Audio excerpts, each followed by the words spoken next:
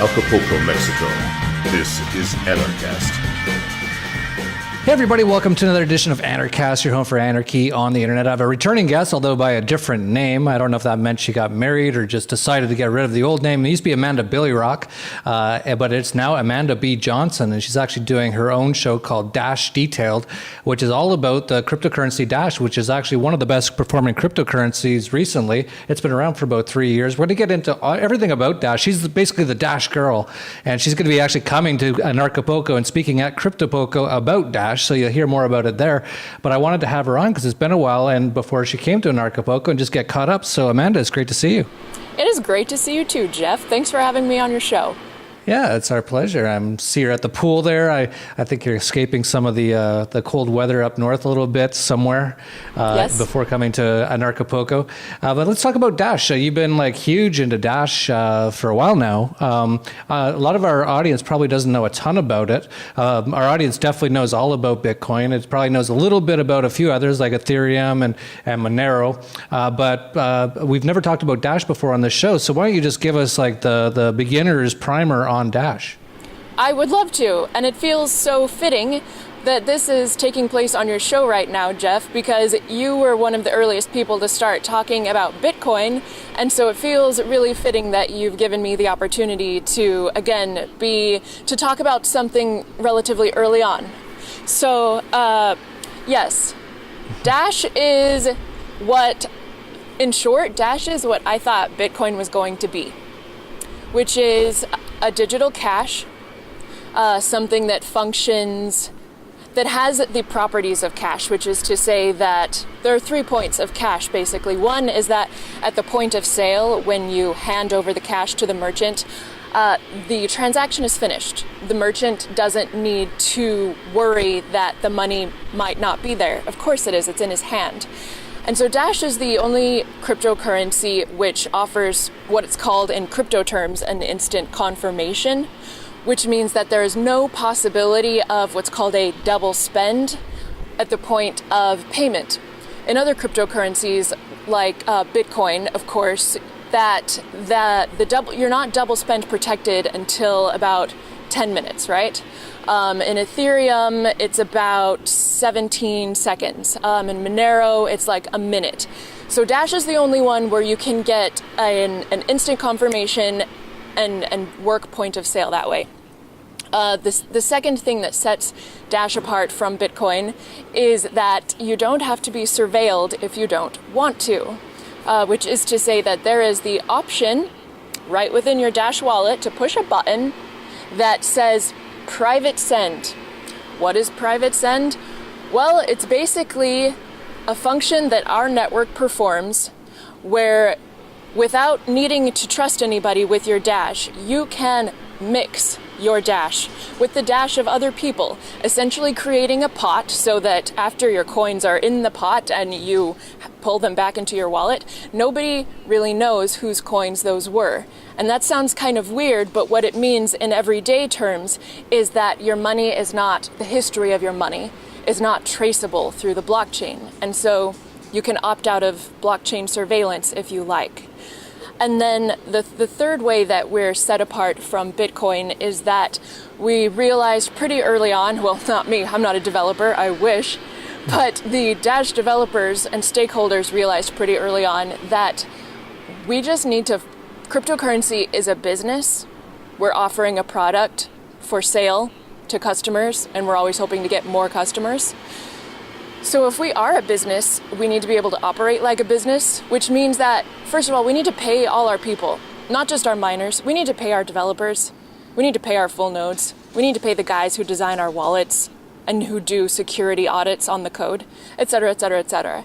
And so through having a voting mechanism of our stakeholders and a treasury, which is to say the inflation of the newly created Dash, we're able to vote to hire basically contractors. And so everybody within the ecosystem has proper incentives, which allows us to make decisions very quickly.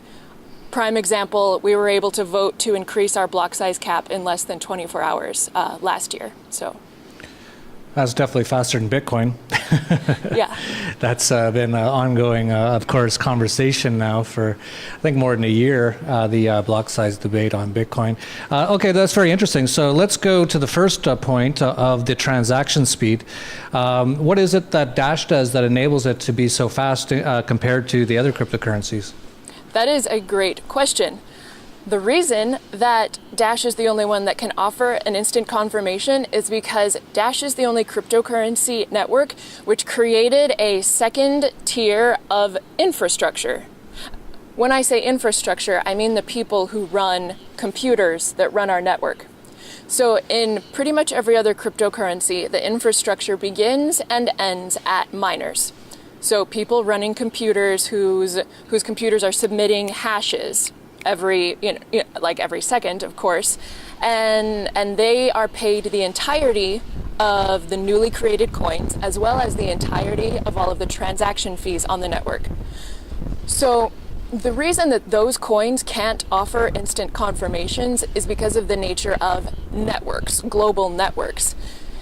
In order to offer an instant confirmation, you basically have to find a way to get all of these hundreds or even thousands of computers all across the world to agree on one state of the ledger instantaneously.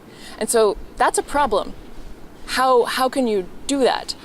So the way that Dash solved that is they created a second piece of infrastructure beyond the miner. In Dash, this is called a master node. They have three functions. They run a full node. They hold 1,000 Dash as basically proof that they are staked in the network so that they are highly incentivized not to misbehave, because 1,000 Dash at today's prices is worth $16,000. And then they perform the functions of the instant confirmations and the coin mixing. So the way they're able to offer these instant confirmations is that every Dash block, which in Dash is every 2.5 minutes, 10 master nodes are randomly selected to be the instant send master nodes. So anytime someone goes to make an instant payment in Dash, the inputs of their transaction, which is to say, the Dash that they want to send, the data is sent to these 10 master nodes, and those 10 master nodes perform what's called a lock on that Dash, so that anyone trying to double spend that Dash over the next, I think it's locked for up to an hour.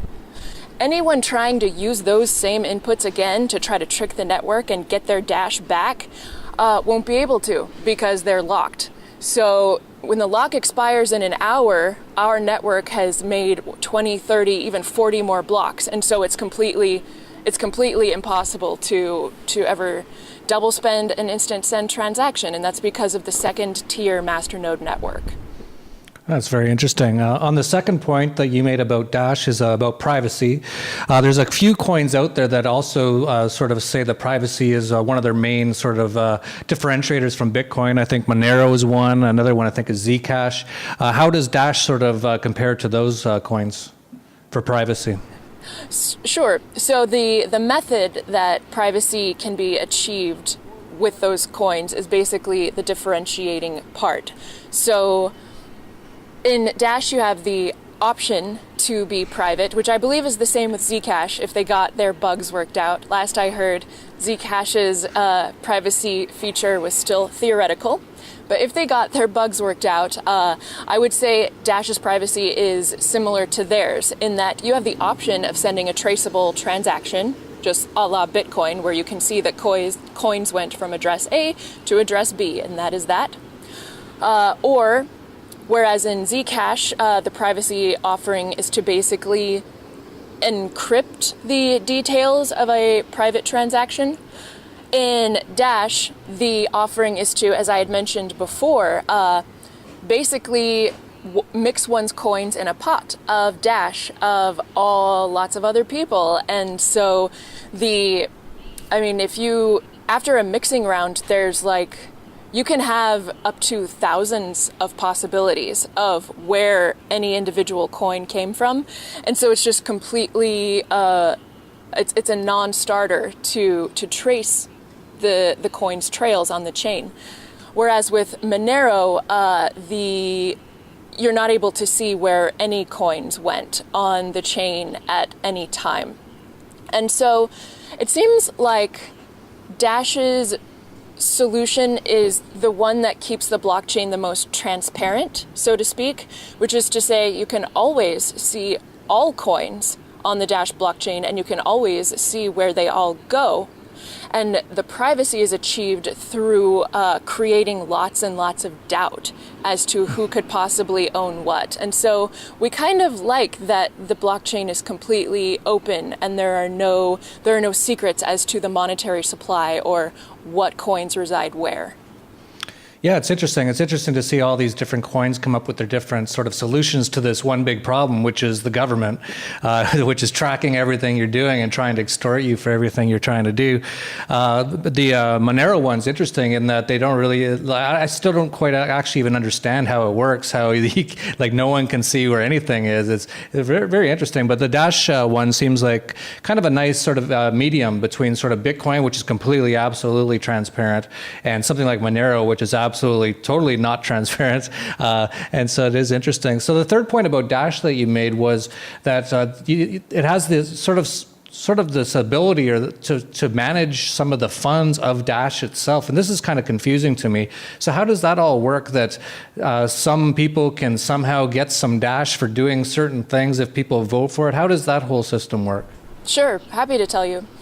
So as I had mentioned before, I guess what could be called the revenue stream for any cryptocurrency company, and yes, I'm gonna call them a company. They may not be a registered corporation, but they're trying to make a profit. And so the revenue stream of all cryptocurrencies is the new coins that they create, right? Their inflation and their transaction fees. And so in Dash, we thought, okay, so our miners are just one of our employee classes that we need.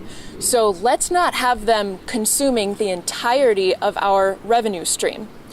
So what we do is when new coins are created in Dash, that's called a block reward in crypto terms. When new coins are created in Dash, we don't send 100% of the block reward to the miners. Instead, we allocate it to be able to hire everybody that we need. So we send 45% of the block reward to miners, 45% of the block reward to masternodes, and that leaves 10% that we call our treasury. Now, the way the treasury works is through masternode vote. So anybody who wants to work for Dash in a capacity other than mining and masternoding puts forth a proposal to Dash. I did this to get funding for my YouTube show, Dash Detailed. So anybody can put forth a proposal to the Dash network. In fact, I made a video tutorial on just how to do it. I'd be happy to send it to you afterward. And you basically give your pitch to the masternode as to why you think you would be a great contractor for Dash, how much you want to get paid, and how many months in a row you would like to get paid. And so this is how we pay our core developers. This is how we pay me for making Dash Detailed. This is how we pay all sorts of people. This is how we fund our attendances and sponsorships of conferences. And so as long as 10% more masternodes vote yes than no on hiring any given contractor, then that is how it's paid out. And their payments come straight from the blockchain, just as though they were miners. It's amazing. Like, I am paid directly from the Dash blockchain, not from a person, not from a payroll, from the blockchain based on vote. Yeah, that's really interesting. That's very similar to Steam in that way, that people can create something, create content, and actually get paid from the actual blockchain itself. I really like the idea. I think I've only really heard of Steam using it. So Dash is sort of the second one. It's sort of incentivize people to actually make the whole ecosystem better through the actual inflation of the blockchain, and not giving the 100% of the rewards to the miners themselves, and only giving a certain percentage, and the rest goes to actually people who are contributing to it. I think it's really interesting. I'm very curious to see how all these sort of work out. All these things, of course, are sort of like experiments to some extent. But Dash has been around now for about 3 years, so that's kind of interesting. I see it's now the number 7 Cryptocurrencies in terms of market cap, as of right now, it's about 115 million. Just behind Ethereum Classic, just behind Monero, just behind Litecoin. Ripple's around 240 million. Ethereum's around 1 billion. And of course, Bitcoin, which as of this recording, just surpassed $1,000 again at 16 billion. So still a long ways to go. So how long have you known about Dash, and give us a bit of a perspective on how you've seen its progression over the last 3 years? Sure. So I was a journalist at Cointelegraph in 2014. So I was always on the hunt for relevant crypto stories. And at the time, I was pretty much in agreement with most other capital in this space that Bitcoin was definitely destined by God and the cosmos to be the king of crypto forever, and that everything else was just a sort of dalliance and like a frivolity, altcoins, shit coins. And so just through the course of looking for stories to publish about, in late 2014, I came across this story that Dash had just split up their block reward and was now paying both miners and full nodes or master nodes. And the reason that caught my eye is because only not that long before, I had been on the Bitcoin subreddit and I had been seeing these posts that people had been making about the full node count is dropping, the full node count is dropping, what should we do? And I left a comment on the Bitcoin subreddit saying, did anybody think that maybe full nodes should be paid a portion of the block reward? And one of the core developers himself responded, and he was like, you can submit a patch for that if you want. And so I thought, okay, all right, these Dash people, they have just solved at least one thing that I thought was a problem with Bitcoin. And so I just kept my eyes on them in the years that followed. And sure enough, about a year later, that's when they created their treasury, which is to say they took out another portion of their block reward and said, okay, in addition to paying miners and master nodes, now we're going to hire ourselves. We're going to fund ourselves. And again, the reason that caught my eye is because this was about the time when there started to be major contention about how much influence this company called Blockstream was having on Bitcoin. And before that, there was influence from MIT on Bitcoin. And before that, there was influence from members of the Bitcoin Foundation. And so again, I thought, wait a minute, this whole treasury idea in Dash, that eliminates conflict of interest in terms of who is paying whom to do what.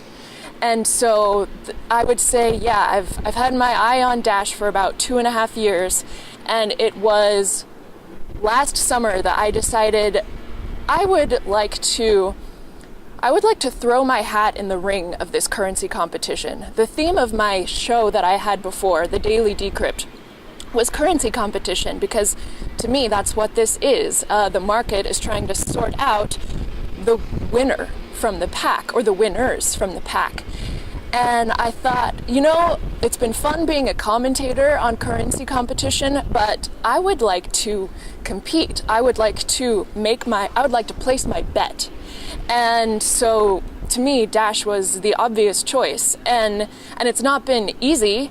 I've gotten a lot of flack for this. There's a lot of fatal conceit and arrogance going around, and so joining up with an altcoin shitcoin is not something you do if you want to be popular. But I don't want to be popular as much as I want to be on the right side of history.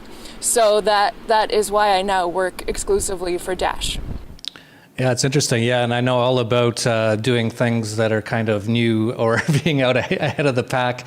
A guy, actually an old Bilderberger guy of all things, about 20 years ago when I started my internet company, I was the first one doing so many things. And he said, you know what a pioneer is, don't you? And I said, no. And he said, it's a guy lying in a pool of his own blood with arrows in his back. And I always remember that because I usually tend to be kind of a pioneer. I actually went through the same thing when I mentioned that Steam looks pretty cool. cool. And that's all I said. I wasn't like, put all your money in Steam. I was like, hey, this is really cool. This is an amazing new application of blockchain technology. And oh, boo. And people were throwing stuff, on the internet. And, so I totally understand that. So I'm actually looking at a chart of Dash right now. I'm at coinmarketcap.com. Maybe my intrepid video guy, Pete Gorman, can throw up the chart on the screen.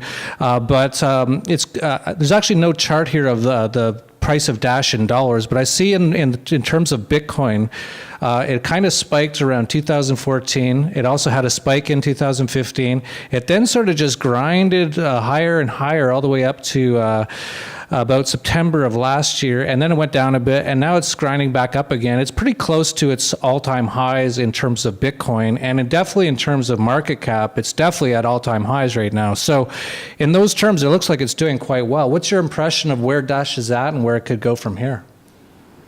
Yeah, I mean, I'm definitely not one to... I love to listen to those price chart analysis guys. Their lingo is so wild to me when they're like, you look at the cup and handle, and you look at the trading lane, and this and that, and the red candles and the green candles, and I have no idea what they're talking about. So I have no price speculations other than I think that it will either be zero or the moon within like 20 years. Either cryptocurrency is going to take hold, and I'm betting that if it does, Dash will be the one that does, or one of the ones that does, or this is just, it's going to be a fun experiment, and we're all going to lose all of our money, not just those of us who own Dash, but those of us who own any cryptocurrency whatsoever. So yeah, I mean, I definitely think, I mean, when I look at the market cap of Bitcoin, right, I mean, $16 billion is saying, yes, I want a network that doesn't rubber stamp my transaction for at least 10 minutes, that has had doubling transaction fees every year for the past 3 years, whose core developers, one of their core developers, seriously suggested in a newsletter that I read the other day, I think it's called the Bitcoin Improvement Protocol newsletter, like the BIP newsletter, a core developer seriously suggested that Bitcoin's current transaction capacity, which is obviously not enough for demand already, that it be slashed by 70%. There is $16 billion worth of capital that is saying that this is all awesome and cool. So if $16 billion worth of capital says that that's awesome and cool, I think that the potential for how much capital says that Dash is awesome and cool is way beyond that. So I hope we get that chance to see what the market thinks. And here is our maybe the main differentiator in terms of where we're going in the future, which is we don't think we're going to get that chance unless we can stop feeling and looking like cryptocurrency. One day, Dash's lead developer, Evan Duffield, sat down and used the Dash Core wallet with his mom to see what she thought. And of course, this is not a surprise to anybody except cryptographers and computer programmers. Of course, she was, like screaming inside, horrified in her mind when she saw these long cryptographic addresses that look like alien language accidentally infiltrated your computer. And of course, she has no idea like what a private key is, how you find it, what a backup means, why you should back it up, etc., etc. And so he comes to realize, okay, cryptocurrency is cool for us nerds, but cryptocurrency is not cool for our moms. And if something is not cool for our moms, is it reasonable to think that it's going to take off as money, which is by definition the most widely owned and traded and used commodity of them all? And so Evan Duffield was like, okay, can we make our product not feel like cryptocurrency? Can we make it feel instead like PayPal or like Venmo? And so he started coding it. Him and his people started coding it, and it's called Evolution, and it will be released in alpha in the middle of this year, in the middle of 2017, and is set for a complete public release at the end of this year. And this will be very unique in that, see, you can get this experience already from using Coinbase, but the thing about Coinbase is that they're holding your private keys. They're a Bitcoin bank. So currently you can only get nice user experiences with cryptocurrency by using a Bitcoin bank.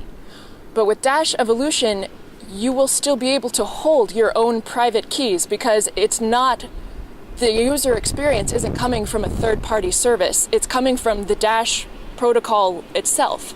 So it will feel like a Coinbase, but you'll still be your own bank. And we will be the first in cryptocurrency to do such a thing, and it's pretty exciting. Yeah, it looks really cool. I didn't know some of the stuff about Dash. I've known a few people who've been kind of involved with it. It's always been on my radar, but I didn't know everything that I learned just by talking to you today. So thank you so much for coming on and letting me know about it, letting all the people watching this know about it. As you mentioned, we talked about Bitcoin here in 2011 a lot, around $3, currently at about $1,000. So this podcast is very profitable and for a lot of people just to watch. So to finish up, I know that you're coming down. Sorry, is that a speedboat race or? It is an airplane, and it's almost gone. The chemtrailing. Yeah. Okay. Exactly. Okay. Yeah, he's almost good. So I know you're coming down to Acapulco, which is of course February 25th to 28th. You're going to be speaking on the 28th, which is CryptoPoco, along with so many great people. Let me actually pull up the who's all speaking there at CryptoPoco, because we keep adding people almost every day now. I think it's cryptopoco.com. I just got to pull it up. It is. Yeah, I should know.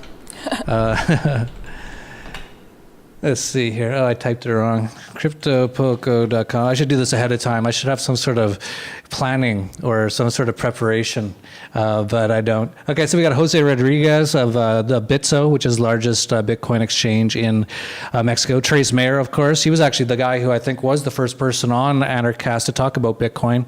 Roger Veer, the Bitcoin Jesus. Dan Larimer of Steemit, as I mentioned, Steemit. Tone Vase is coming down as well. Tatiana Moroz will be talking about Artist Coin. Kingsley Edwards, he's kind of cool. He's got a company which you can gamble on the internet in video games using cryptocurrencies.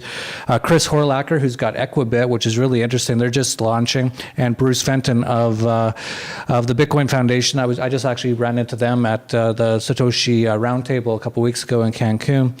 And you'll be there. So why don't you let us know anything you want to finish up with talking about Dash? Let us know where people can find out about your podcast, your videos, and anything else you want to let people know. Sure. So, of course, anybody who will be attending Anarchapulco, I will be speaking on the day of CryptoPulco, which is the 28th.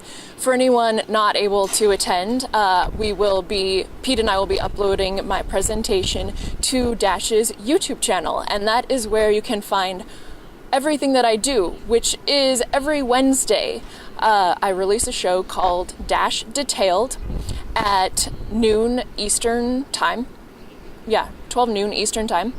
And yeah, so I would hope that you would check that out. I like to think that Dash Detailed keeps you in the loop in a way that you don't need to be an expert about cryptocurrency to learn how you can get involved. The incentives are so much there in Dash that if you have an idea to contribute to the Dash ecosystem, you are qualified to submit a proposal and we will vote on it, and you could quite seriously be brought on as a blockchain contractor. This is a very real possibility. So yeah, so the YouTube channel is youtube.com/dasborg every Wednesday at 12 noon. That's cool. I don't mind that kind of voting at all, where it's blockchain-based voluntary voting.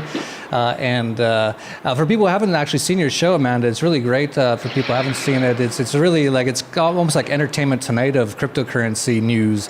It's actually entertaining. It's not like, you can imagine how a cryptocurrency weekly podcast could be quite dry and quite boring, but Amanda doesn't make it boring at all. So definitely check it out. We'll have the links to that all down below. Check her out at CryptoPoco, February 28th, and of course the whole week of Anarchapulco, February 25th to 28th. February 24th is the Dollar Vigilante Summit. After afterward is all kinds of stuff. It's an entire week of craziness. Looking forward to seeing a lot of people down here. I'd like to thank Amanda B. Johnson for coming on with us. And if you like this video, please like, subscribe, share down below. And that's it for Anarchast, your home for anarchy on the internet. Peace, love, and anarchy.